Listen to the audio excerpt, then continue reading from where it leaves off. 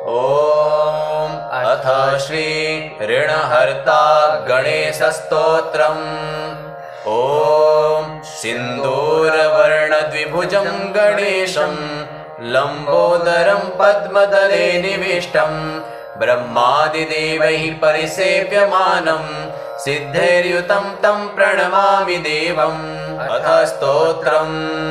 सृष्ट्यादौ ब्रह्मणा सम्यक् पूजितः फलसिद्धये सदैव पार्वतीपुत्रः ऋणनाशं करोतु मे।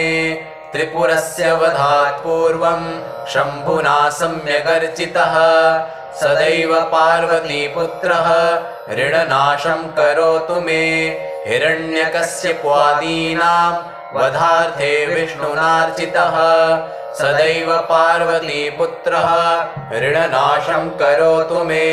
महिषस्य वधे देव्या गणनाथः प्रपूजितः सदैव पार्वतीपुत्रः ऋणनाशं करोतु मे।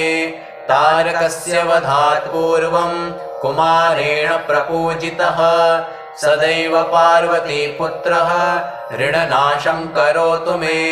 भास्करेण गणेशो हि पूजितश्छविसिद्धये सदैव पार्वतीपुत्रः ऋणनाशं करोतु मे।